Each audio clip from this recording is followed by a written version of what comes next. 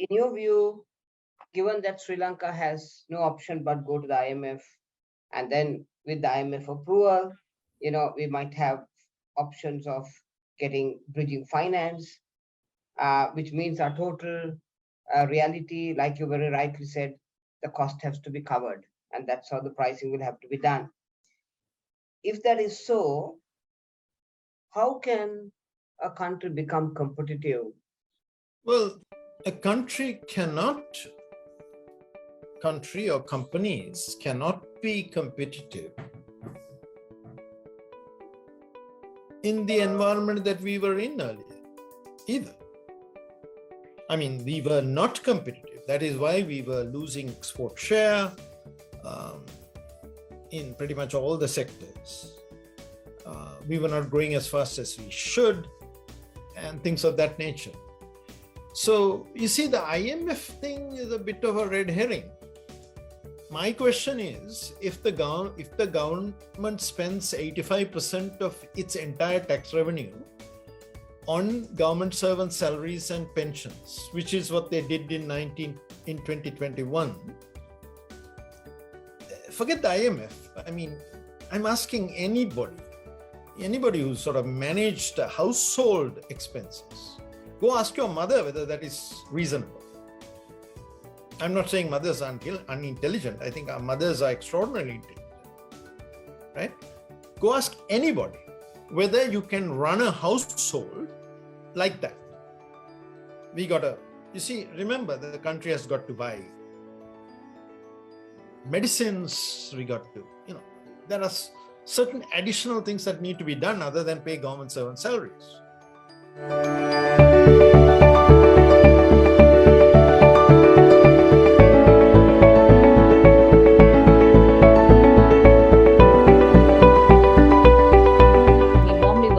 All of you with a very good afternoon to another session in this MBA Diaries series, where we will be interacting and getting to know and expand our knowledge horizons with another expert.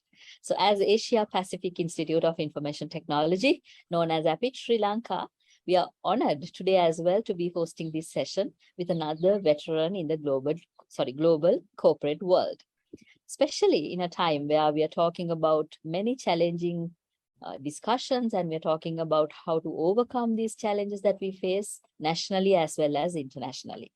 So let me warmly welcome all our students who are in the platform today, joining us from Staffordshire University programs, and of course from the NC UK programs, as well as our DBA programs as well. So in addition to that, I would also like to warmly welcome all the other foreign delegates and diplomats who are joining us as time permits from different parts of the world to this session today. In addition to that, all the corporate guests and distinguished guests who are on board with us, a warm welcome to you as well.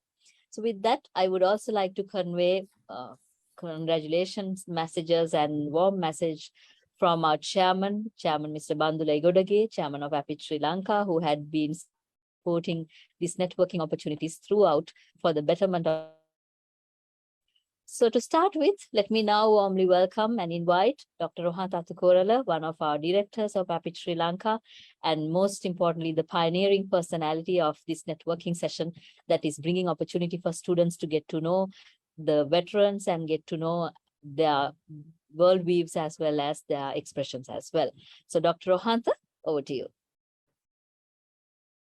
Thank you very much, Kaushali, and it's actually an honor for me to introduce a person whom I have a lot of respect for, a person who always shares his mind very frankly with the country. And he's the founding chair of Learn Asia, a think tank active across South and Southeast Asia. He was the first CEO. It's a member of the UN Global Pulse Advisory Group on Data and Artificial Intelligence, a chair of the ICT agency, the apex body for information and communication technology within the government of Sri Lanka in 2018-19, having been one of its founding directors. He served as the Director General of the Telecommunication Regulatory Commission of Sri Lanka. He was Associate Professor of Communication and Public Policy at the Ohio State University in the US, Visiting Professor for Economics of the Infrastructure at the Delft University of Technology in Netherlands, Honorary Professor at the University of Moratuwa, and was a member of the Specialty Board of the Postgraduate Institute of Medicine of the University of Colombo. His most recent co-authored book, 2013, is Information Lives of the Poor, Fighting Poverty with Technology, published in Burmese, English, French, and Spanish. More importantly is his column, which he runs to Daily FT, where contemporary discussion points are taken, and I mean the kind of following and the quotes that the private sector looks up to as an opinion leader is something that actually picked me to actually ask if Professor could share a few thoughts on this platform. Ladies and gentlemen, the founder of Learn Asia, former Director General of the Telecommunications Regulatory Commission, Professor Rohan Samarajiva. Over to you, sir. Thank you, Rohan, and thank you for this invitation. I think these are important issues that require discussion in multiple platforms because, well, let's stick to Sri Lanka, but in most countries, people do debate how best essential infrastructure services, or what we call utilities, can be provided. Should they be provided through the market? Should they be provided by companies that are not fully integrated companies? Should there be regulation, and so on? The reason why we ask these questions is that in these kinds of sectors, what we call infrastructure sectors, so essential services, you can't really get the market to operate optimally for various reasons. There are market imperfections. So then the question arises, they tend to be very important, very powerful companies, organizations, even if they are government organizations, they tend to be extraordinarily powerful. So if you look at the Ceylon Electricity Board, I think some of the numbers are staggering. I think in terms of size, I think only the Sri Lanka Army would compare. In terms of budget expenses, I think they even might be larger in some cases than the entire tax revenues of the country. There was somebody who was saying that the coal purchase bill for next year might be actually more than their total revenue this year. Various staggering numbers are thrown around. Generally speaking, what we want from these companies, and I'm talking generally not only about electricity companies, but public utilities, so electricity, water, telecommunications to some extent, and so on, is we want coverage. That is, we want them to be accessible to citizens and companies. Then we want good quality, and good quality can be broken up into parts. That is, electricity supply that does not destroy our refrigerators by sending through spikes. Electricity supply that is reliable, which doesn't result in outages and damage to equipment, and so on. And then the other part of it, the softer side, which is, when there's a problem, is customer service efficient, courteous, and things of that nature. And then we want it to be affordable, not unreasonable, not unreasonably priced. So generally, access, quality, price. We can take quality and price as one bundle, and access. Now, in Sri Lanka,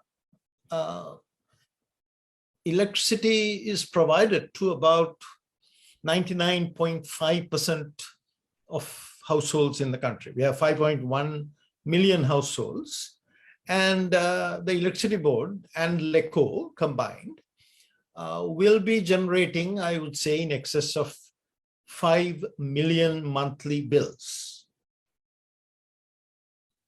based on computerized database. So this is actually a huge computerized database as well.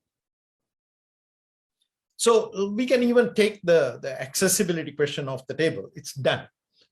There was a time, I mean, I grew up in a home without electricity, but those days are gone. Now, pretty much everybody takes electricity for granted. Now you have the price and quality problem. And of course, this sort of outages, unreliability kind of things. So it seems that not everyone is happy with the price quality bundle that we are getting. I don't actually know anybody who is happy with the price quality bundle. So then that seems to be the basis for the minister's decision, or we could, I think, assume that it's a cabinet's decision to look at the problem of restructuring this very large company called Ceylon Electricity Board. So then we have to ask, when you're doing the restructuring, how do you do a restructuring? Because there are multiple options of restructuring. How do you do a restructuring that will address the concerns of price and quality? So given that this is a monopoly, now if you take electricity, there are generating companies, that is, those that produce electrons from various means, could be solar, could be LNG, gas turbines, coal plants, whatever. So that's the generating part. Then there would be this high voltage grid that takes that electricity, pumps it across the country, brings it to the population centers. And then there would be the distribution paths where you step down the voltage and you bring it down to the company, to firms at a certain voltage, and then you bring it down further and you hand it over to customers at the voltage that they desire. You could technically talk about billing as an additional stage, but generally speaking, in most countries, distribution and billing is combined. So now we have this sort of three components. There is competition of a sort in generation, and privatization has already happened. So there's, you could say, about 50%, or depending on how you count it, of the generating capacity could be coming from the private sector, from multiple suppliers, right? And some of them could be quite small, some of them can be very large, etc. The entity in the middle, the transmission arm, is absolutely critical. It's what is called a monopsonist, that is a single buyer. That is, when the generators are looking at their market from which they can make money, they're looking at a single buyer. So we call that a monopsonist. That means that the buyer has got enormous power. So the dispatch order and various things like that can affect the viability even of the generators, generating companies. Then on the other side, this transmission company gives or sells electricity to the distribution companies, of which we have, I believe, 5 licensees. Of the 5 licensees, one is a standalone company with its own accounts and its own culture, own staff that are not intermingled with CEB, that is LECO. That's about 885,000 households, mostly along the western coast, southern province and western province. The rest of the country is served by 4 distribution units that are licensed and that have their own licenses, but they are all part of, integrated into CEB, and their accounts are not separated. That is, they don't run separate accounts. They just have different CEOs, and the CEOs are given the necessary required amount of vehicles and support staff and nice officers and things like that. And they support the general manager, the top person. So it's sort of a collective leadership. structure. Now, if we think that this particular structure, where one company does most of the distribution, controls transmission, and also controls a substantial part of the generating capacity, is not giving us the results, we have to ask, what are we going to do about it? Are we going to chop up the transmission grid and have multiple transmission companies so that people can have a choice of which transmission company they sell power to? Are we going to introduce wheeling? Various things like that. So before we get to that, we have to ask, I mean, the fact remains that these are relatively small market. It's a market the size of Greater Mumbai or the National Capital Region in India. And it may not be the wisest thing to chop it up a lot. So back in the 90s, in a steering committee made up of all the key stakeholders came up with an idea of breaking up the company into, I think it was 5 distribution companies, maybe 1 or 2 generating companies, and a transmission company, and then also LECO, which was another distribution company. And an act was passed in 2002, August or September, putting this in place. At the same time, the regulator who was supposed to regulate the electricity industry was created by an act that was passed on the same day, and the Public Utilities Commission was created. So the basic design here was that the companies would be separated. There was no talk about who would own them or anything like that. They were all supposed to be state-owned. And the accounts would be separated. They would be separate companies, separate licenses. And the regulator would be able to compare data from across the company, at least across the distribution companies. And it would have the ability to audit the dispatch order, the functioning of the transmission company, and things of that nature. So that was the original design, but there was an election in 2004 and 5, and then the JVP unions got very active, and the act that had been passed by Parliament was repealed, and another act which sort of explicitly eliminated the separation of the distribution companies of all the licensees within CEB and allowed it to continue to function as sort of one agglomeration was passed in 2009. So that's the entity that we now have. Man, that took 10 minutes to tell that part of the story. Okay, so now we are talking about a regulation, which is the sustained and focused control over activities that are valued by a community. That's from a textbook definition. So what we are saying is this company is there. It's not doing things the way we want it done. That is, we, the public or the politicians or who are our representatives. So we would like somebody to regulate it, to make sure that we have lower prices and better quality, less outages, things of that nature.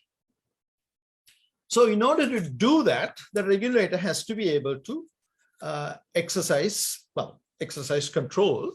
The regulator has to, in order to exercise control, the regulator has to have information, number one.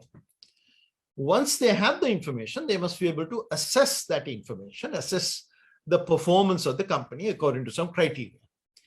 And then if what the regulator is telling the company to do is not done, or is the company, what the regulator is asking the company not to do is still being done, the regulator must have the ability to punish the company. Or the other way, the regulator should be able to provide carrots, not only sticks, not only punishment, but also incentive. Oh, you can have additional earnings retained, you can have additional bonuses, etc. Because the whole idea is that the regulator is sitting outside as in trying to modify the behavior of this very large entity that is actually larger and more powerful than the regulator. So that is the challenge. Now, what I did in the piece that was published yesterday in the Financial Times and will come out in Sinhala, hopefully this weekend in a newspaper called Anidda, is that I demonstrate using the recent tariff case that the regulator is actually incapable of regulating this company because of its structure. And that therefore the structure has to be changed.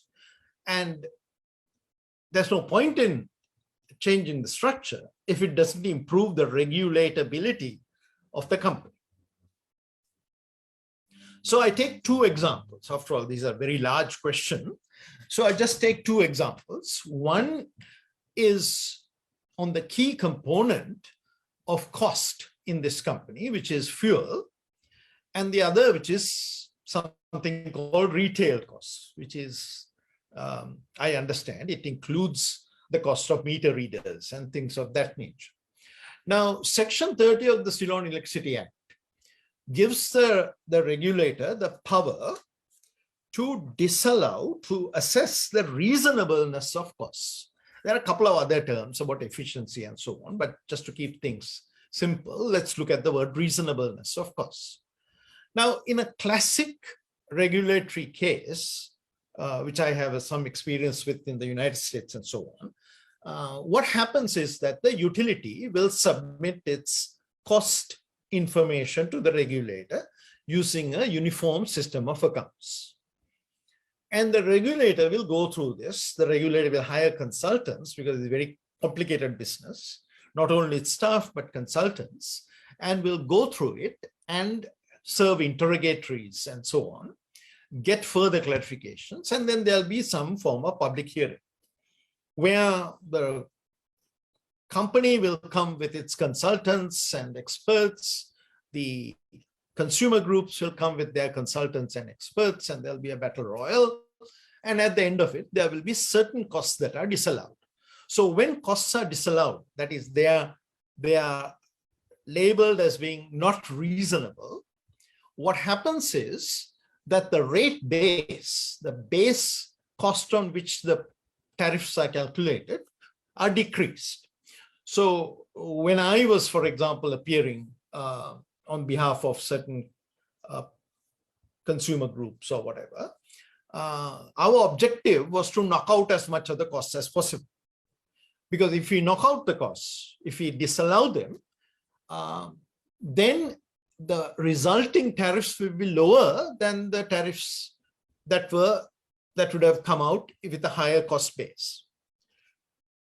Now, of course, there is the whole question of tariff design and cross subsidies and things like that that we won't get into here. But the whole point is that the regulator must be able to disallow certain costs.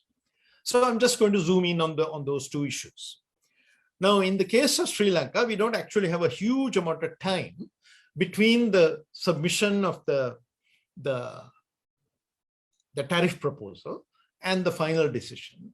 I mean, the banking system is under threat. The country's economy is under threat because of the extraordinary losses being incurred by the company. So there is a compulsion to get the decision out quickly. And this is not only this year, even when things were not this bad back in 2013, the time that was used was very little. But that's something that can be fixed in the future.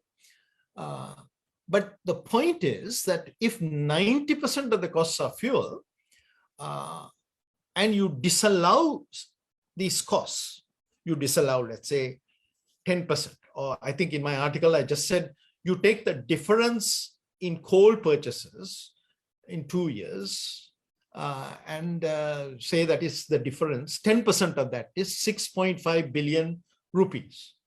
Is it possible for us to deny the electricity board of 6.5 billion because we have evidence based on benchmark information or something else that in fact coal purchases have been done at an unnecessary price, that excessive prices have been paid for whatever reason.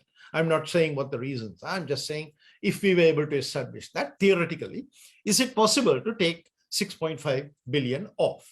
Now, if you were to be able to take 6.5 billion off, might have been some impact on the final tariff structure, right? But then it happens that if you do that in a privately owned company, what will happen is that will go out of the hide of the private investor. So he will have all kinds of reasons why he doesn't want this to happen. So he will put in cost controls and he'll fire the managers who are responsible for these unreasonable costs and do various things. Now, we don't have that. It's just a state. So because it's a state, and the CEB will go and say, oh, if you take 6.5 billion rupees off us, we will not be able to give you 24 hours electricity. And the power cuts will be, instead of 1 hour, it will be 2.5 hours or something to that effect. So that would be, I think, sort of an unpleasant outcome for everybody concerned, and is unlikely to happen, which is why I say it won't happen. So a state-owned company cannot have tariffs costs disallowed, even if they were incurred unreasonably, because state-owned companies don't respond to that kind of incentive. Now, you could theoretically come up with a state-owned company with hard budget constraints and so on. But I mean, generally speaking, Indian, Sri Lankan, Pakistani, these kinds of state companies, you cannot do it this way. The second problem is that currently the CEB and the PUCSL are in court, where the regulator has sued CEB because the CEB won't give them information. And as I said before, you can't exert proper control without giving information, without having reliable, comprehensive, accurate information. And CEB is just simply refusing. And I understand that one of the reasons they have refused to give information is, well, we have the information, but our trade unions oppose us giving this information. Therefore, we won't give it. Seems an absurd reason, but they have actually said it in court, I understand. So we describe information as the oxygen of regulation. So if you don't have information, you can't actually make credible regulatory decisions. So I would say even there, we have a problem of the regulatability of the company. Now, if the court decision goes the way I hope it does, it would mean that there will be a court order saying to a CEB, give the information. Now, the funny thing, of course, is that the Public Utilities Act has got some enormous penal provisions where they can fine a company a daily fine, recurring fines, etc., for not giving information. When I was the Director General of Telecom, I actually threatened, with the support of my commission, I threatened SLT that I would fine them if they didn't give me the information that I needed. And they buckled, luckily. But that was a semi-privatized company, which is why they buckled. It's the Japanese who buckled, not the Sri Lankans. So CEB doesn't behave like that. So finally, now in my last 5 minutes, I'll tell you what we need to do. So in my article, I propose a first best solution and a second best solution. Actually, there can be a sort of super first solution, but we'll stay with the two solutions that I identified. One is, given the time frame that is given to the restructuring committee, which is 2 months, I don't think they're going to come up with something very complicated. They're going to go back to the original design of the 2002 Act, do some tweaks to it and say, okay, let's have unbundled company.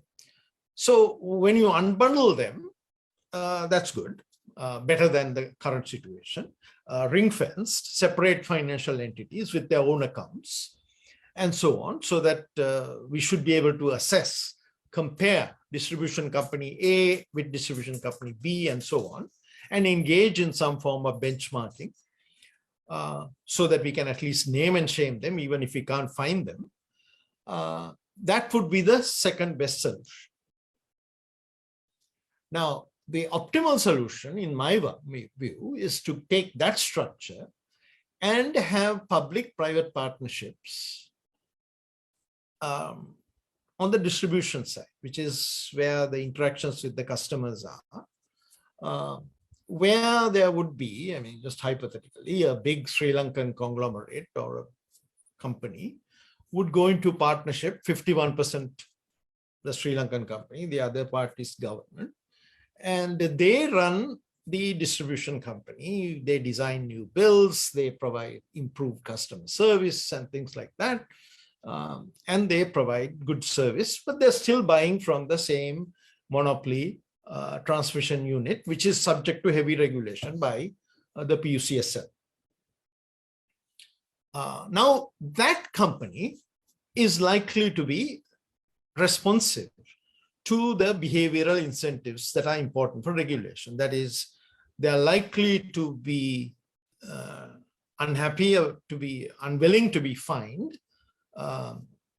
They wouldn't like their costs to be held unreasonable and them having to swallow that out of their profits.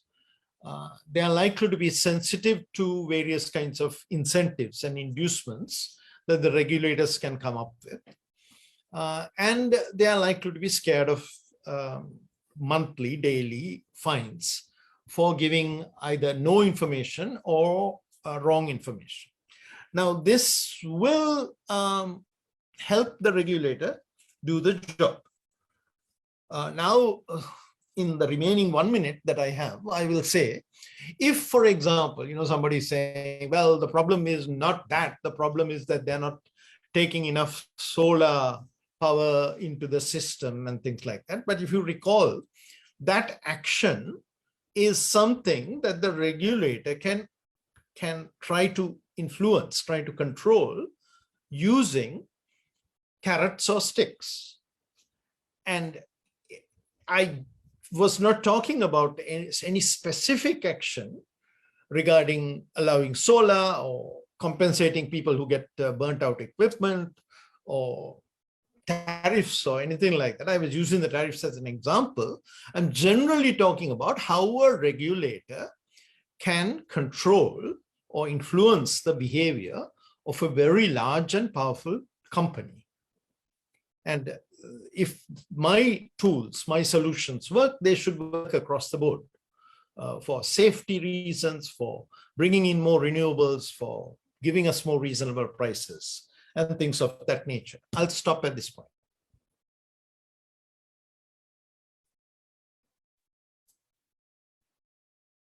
Thank you, Rohan. Appreciate sincerely for the straightforward comments that were made and getting a whole heap of questions. There's one question coming from one of the MBA students at Staffordshire University. She's saying that I don't know from where she has got this data. The CEB acquires fuel from Ceylon Petroleum Corporation, and the CEB owes CPC a lot of money, apparently around 91 billion, and the CPC and the Ministry of Energy has refused to hand over the fuel to CEB at one time. And given that CEB owes money to CPC and CPC owes money to the bank, it's a whole indebted cycle. Professor, could you kindly, what is your personal view that at least today, with all the issues, we have unearthed the real data that will help us to solve this problem for the future? What is your view? That information, what CEB owes various entities. CEB hasn't paid the suppliers of renewable power for many months.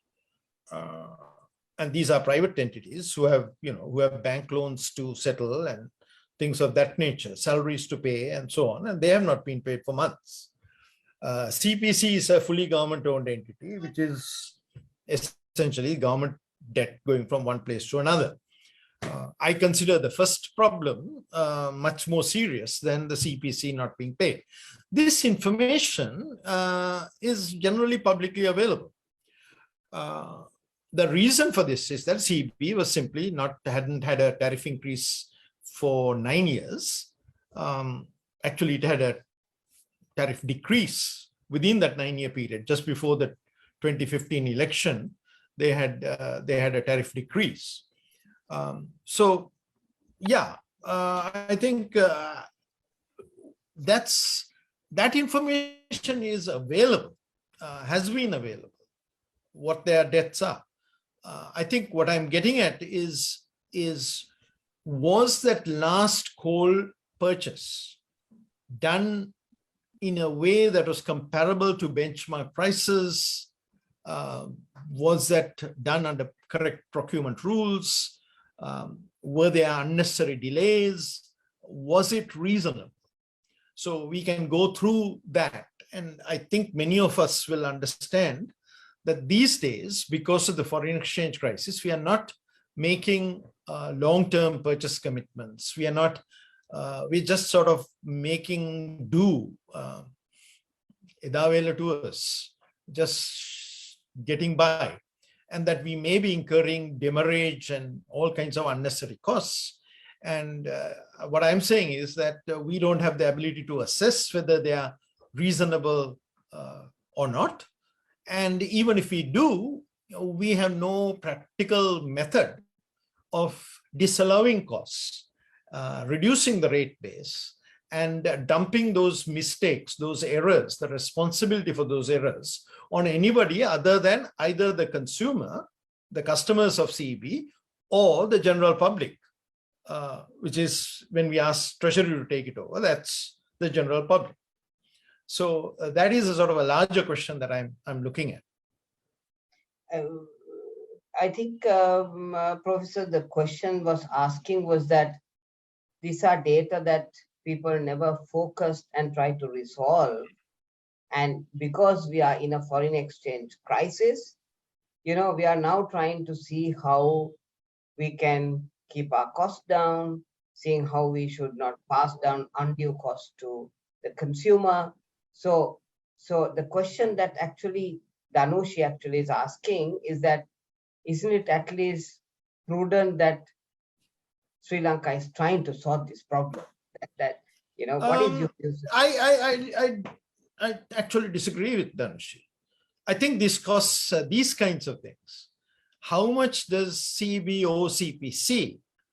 This kind of information has been available for many years. And they have, they're not the only organization. There are lots of government organizations that owe large amounts of money to other government organizations. The Sri Lanka Army probably owes millions to CEB. And then CEB owes millions to CPC. And CPC probably owes millions to somebody else. That kind of information has been available. There are some crazy people like me who are aware of such information, how to find such information, and who think about them and write about them. The difference, I suppose, is that now more people know about this information. And they are quite appalled by the enormity of these debts and so on. And that's good. That's good that more people are paying attention to this. But we have to make sure that the information that comes out is reliable, is trustworthy, and so on. And what regulatory systems, uniform systems of accounting and so on can do is to make sure that we have accurate and comprehensive information rather than just information. There's a question coming from Banuka. He works for a top apparel company, studying for the master's. Professor, he's saying that now that IMF is saying that we have to see how we can reduce our costs and see how we could increase our revenues, don't you feel that it's good that Sri Lanka is looking at the reality and trying to solve its problems? What is your view? Well, yeah, those are things, this motherhood and apple pie. I don't think anybody can disagree with that. The question is that the particularly because fuel is important. Now let's go back to the calculation. 90% of CEB's costs are fuel costs, over 90%. I think it may be even as high as 94%.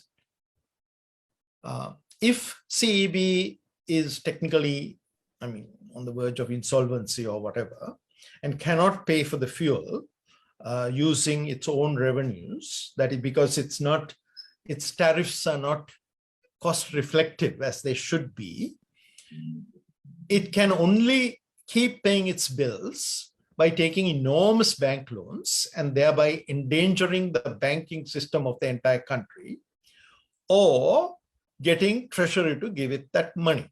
Those are the only two possibilities. So each of those possibilities has a very hard negative impact on the entire economy of the country.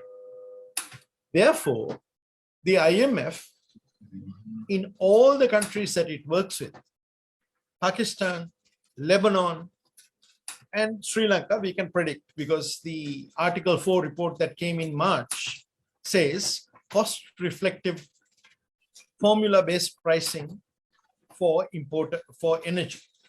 Because in all these countries, it's an energy company that then distorts the entire economy.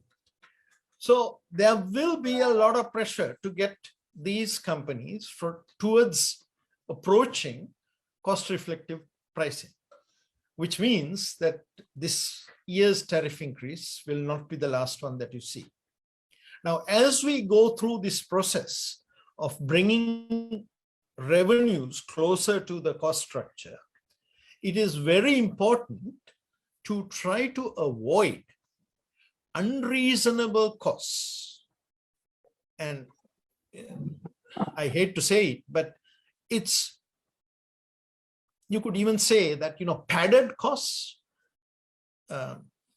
extortionary costs, illegally added costs should not be in the cost structure. All the costs should be looked at very carefully, examined, and those kinds of things should be excluded, because otherwise we will be working with an artificially inflated cost structure in order to meet the IMF requirements, and we will be hurting the consumers and benefiting whoever it is who engaged in the unreasonable behavior. That is why we need regulators to zoom in on what is unreasonable in the costs.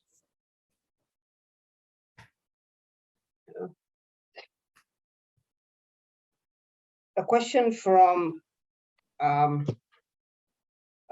Binuri, who is saying there is a relationship between the GDP of a country and the electricity generation.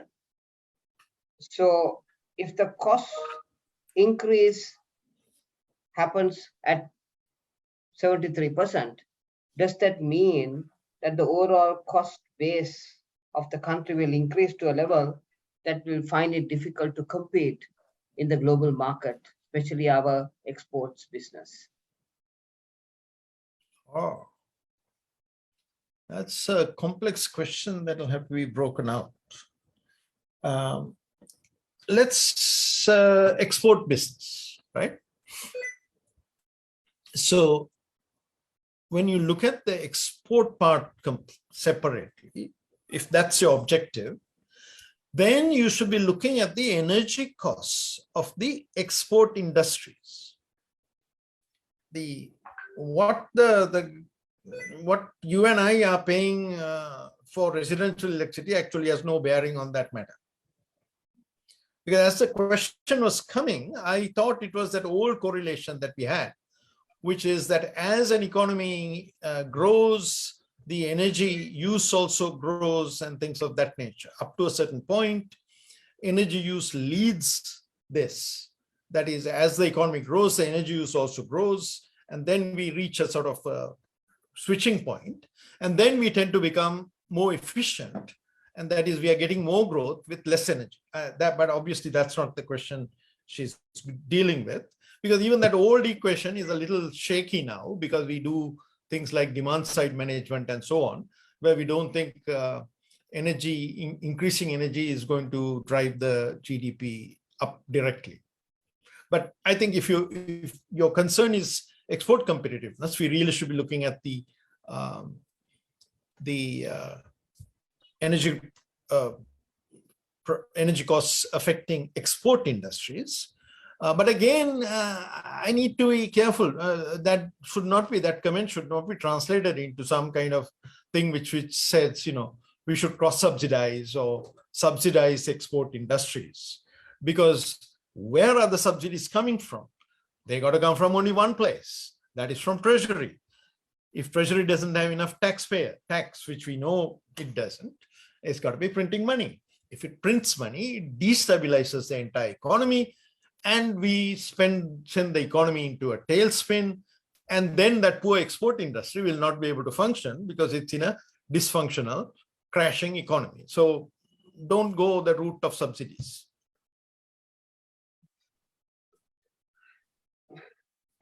Very interesting question, Professor. Shamindri is asking, from what you are saying and the complexity of where the country is, what is your humble advice to a youngster like us, studying for the masters, looking at a career in Sri Lanka? What is your humble advice? Well, I don't know if it's humble.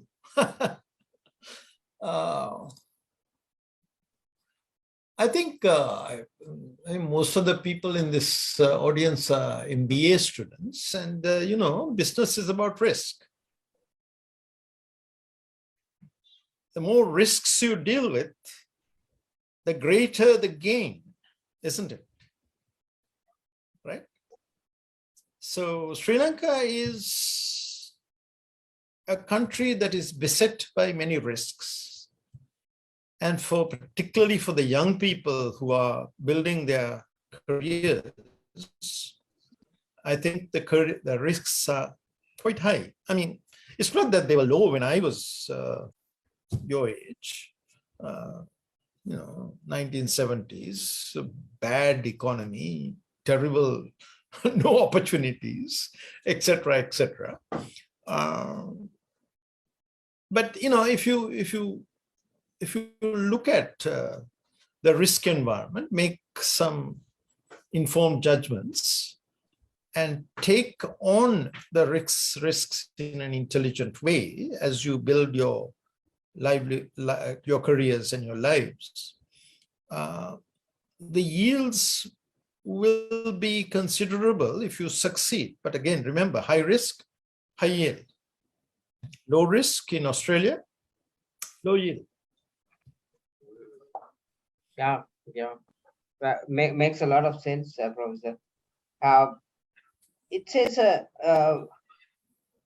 in your view, given that Sri Lanka has no option but go to the IMF, and then with the IMF approval, we might have options of getting bridging finance, which means our total reality, like you very rightly said, the cost has to be covered, and that's how the pricing will have to be done. If that is so, how can a country become competitive in this current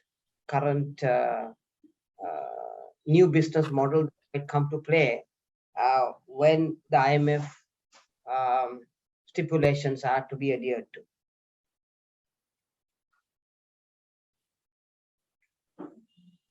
Well, a country or companies cannot be competitive in the environment that we were in earlier either. I mean, we were not competitive. That is why we were losing export share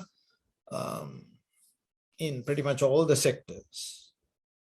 We were not growing as fast as we should. and things of that nature. So you see, the IMF thing is a bit of a red herring. My question is, if the government spends 85% of its entire tax revenue on government servant salaries and pensions, which is what they did in 2021, forget the IMF. I mean, I'm asking anybody who sort of managed household expenses, go ask your mother whether that is reasonable. I'm not saying mothers are unintelligent. I think our mothers are extraordinarily intelligent, right? Go ask anybody whether you can run a household like that. You see, remember, the country has got to buy medicines, there are certain additional things that need to be done other than pay government servant salaries. So when you take that 85% of the tax revenue goes to government servant salaries, you really have to say, we got to have higher taxes, got to have higher revenues, and we got to cut our expenses. Now, you can't have a situation where the entire revenue coming from the electricity consumers is inadequate to meet the coal purchases only, okay? No oil, no nothing, no extra parts for the turbines, no windmill equipment, no solar panels, just coal. If that is all the revenue that you're generating from electricity, can you actually have a viable electricity system in a country? No. So these things need to be done, whether it's IMF or not. It's, in my opinion, just common sense. Now, let's implement common sense. Once you implement common sense, and then you look after the people who are the most affected, the small industries that are companies that are going out of business, you do some targeted interventions to save them, then you need to allow the more efficient ones, the more productive parts of the economy to run. If, let's take ceramics or something like that. If they say, these energy costs, we can't be doing ceramics in Sri Lanka, well, too bad. Let's close them down, if that is the reality. Because I know one of their highest components is energy. And we have run out of clay, I think, the other input that they use. So maybe we just can't do that. We'll have to go for certain other kinds of industries. But that is reality, because I don't think you can continue to subsidize energy. Nobody can. Not the United States, not China, not anybody.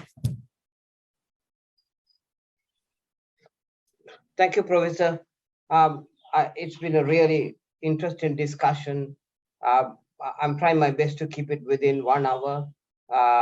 And I think my take out of the discussion was how you are looking at the reality, the way that reality needs to be seen, and how you're saying is that,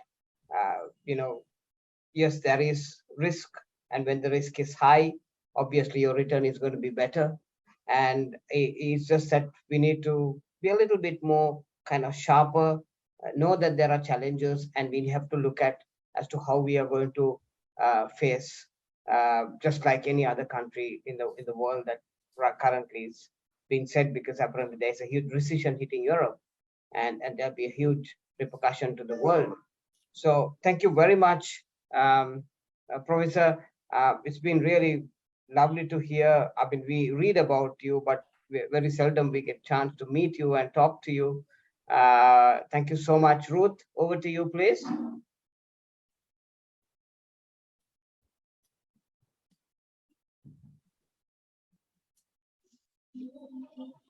Hi, good evening. Professor Rohan, thank you so much for being part of our webinar series today. It has been a true pleasure having somebody as amazing as yourself on board. You are a treasured chest full of knowledge, and it is worth more than gold to be here, to have you here to share this with our students, our alumni, and our viewers in general. So, and given that you have shared your valuable time with us, it means a lot. So thank you. And as always, as we come to a close of any webinar session, I'd like to inform everyone, our viewers, whether they're the corporate or the students themselves, that at APIT, we have an intensive, well-structured internship program happening. And as a student, do get in touch with the industry license department. And if you are a company on board on our platform, do feel free to share with us any job opportunities or internship opportunities that you may have available. So I'd also like to take the opportunity to thank our IT team at APIT for the technical support. I would like to thank the students who've joined us today, our alumni, our industry partners, and our well-wishers here in Sri Lanka and even abroad. So with this said, I'd like to draw this webinar session to a close by wishing everyone, one and all, a good day or a good afternoon, a lovely evening, and a good night from wherever you are joining us. Until we meet again at another session, take care. Thank you.